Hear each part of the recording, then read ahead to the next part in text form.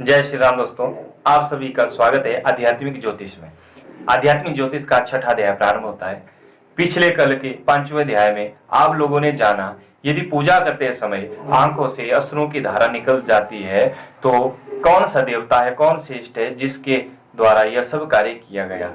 पिछली जो मेरी वीडियो थी उसके माध्यम से आपने जाना कि यदि पूजा करते समय, भगवान जी की भक्ति मार्ग में चलते समय यदि आंखों से अश्रुओं की धारा निकलती है तो इसका क्या कारण है, और हमारे इष्ट जो हमें छोटे छोटे संकेत देते हैं उस संकेतों से ही हम यह जान पाते हैं कि हमारी इष्ट सिद्धि कितनी है, अर्थात आत्मा का परमात्मा से मिलन का मार्ग शुरू कैसे होता है, यह हमने जाना।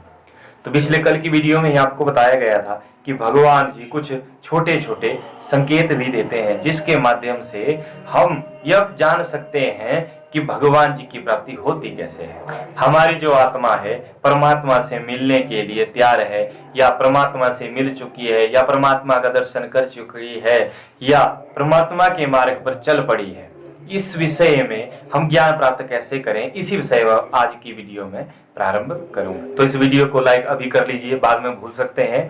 तो वीडियो आपके लिए बड़ी महत्वपूर्ण होने वाली है, तो इस वीडियो को अंत तक देखें। और अब मैं आज की वीडियो प्रारंभ करता हूं। तो हमें यह ज्ञान प्राप्त कैसे हो कि इष्टों की सिद्धि प्रारंभ हो चुकी है। अब मैं कुछ छोटे छोटे संकेत बताऊंगा। इस संकेतों के आधार पर आप जान पाएंगे कि ऐसी छोटी छोटी घटनाएं जो आज तक आपके सामने हुई लेकिन फिर भी आपने ध्यान नहीं दिया, वही घटनाएं मैं आपसे बताऊंगा। तो यदि किसी के साथ ऐसा कुछ हो रहा हो तो कमेंट बॉक्स में जरूर इसको शेयर करें। तो कौन से ऐसे संकेत हैं, आइए जानें। तो इसी विषय में पहला चरण है आंख से आंसू निकलना। जब इस माध्यम से हमने जाना कि भगवान जी की प्राप्ति का यह प्रथम मार्ग है। जो व्यक्ति भगवान जी की भक्ति में लीन हो जाता है, भगवान जी की भक्ति में खो जाता है, ऐसी उस घड़ी उस समय में जब सकारात्मक ऊर्जा पूरे वातावरण में फैल जाती है, और वातावरण में फैलने के बजाय मन को जब वो शांत करती है, तब एक सुंदर छवि का अल्प समय के लिए थोड़ा सा दर्शन हमें मिलता है। उस दर्शन को बार बार देखने के लिए मन तड़पता है। उस बेचैनी में जब बार बार करुणा में हृदय से भगवान जी की प्राप्ति की ओर हम चलते हैं तो अपने आप ही आंखों से अश्रु धारा प्रारंभ हो जाती है, जिससे हमारे जितने भी शरीर के विकार हैं अपने आप स्वतः ही दूर हो जाते हैं। तो शरीर मन जब स्वच्छ हो गया तो भगवान की प्राप्ति तो होगी ही। तो प्रथम मार्ग यह था। अब दूसरा संकेत भगवान जी क्या देते हैं।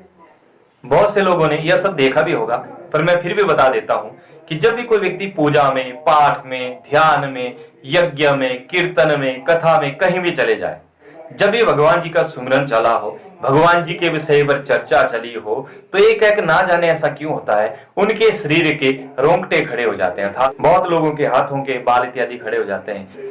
लेकिन दोस्तों आपको शायद ये पता नहीं होगा कि जब शरीर में रोंगटे इत्यादि खड़े होते हैं इसका क्या कारण है। इसका केवल मात्र इतना सा कारण, आपके जो इष्ट हैं जिनका सदा आपके ऊपर आशीर्वाद रहता है, उनका उस स्थान पर उस समय उस घड़ी प्रवेश हुआ है, और जैसे उनका प्रवेश हुआ आपके शरीर में अपने आप ही रोंगटे खड़े हो गए। उस समय उस घड़ी क्या करना है, जब आपके शरीर में रोंगटे खड़े होते हैं उस समय आप क्या करें, एकदम से आपकी जो भी प्रार्थना हो, जिस प्रार्थना जिस भाव से आपकी भगवान जी की भक्ति सदैव करते रहते हैं, उस भावना को आगे करते हुए एकदम से हाथ जोड़ करके भगवान जी से अपनी प्रार्थना करनी, वह प्रार्थना पूरी होती है। तो दूसरा संकेत पूरा हो गया।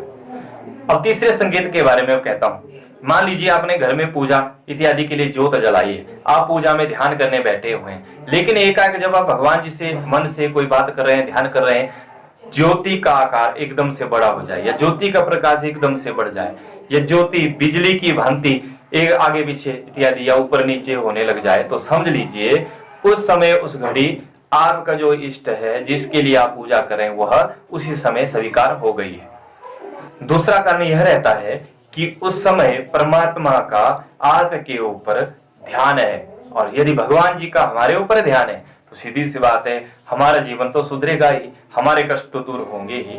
तो ज्योति का बड़ा होना या बिजली की तरह हिलना या अपने आकार से कई गुना प्रकाश छोड़ना, यह सब संकेत है भगवान जी के द्वारा आपके ऊपर दृष्टि। तो तीसरा पॉइंट हमारा पूरा हो गया है। तो आज का यह छठा अध्याय था जो पूरा हो गया। अब आगे का 7वां अध्याय में अब नई आपको बात सीखने को मिलेगी। तो आज की वीडियो को हम यहीं पर विराम देते हैं। जय श्री राम।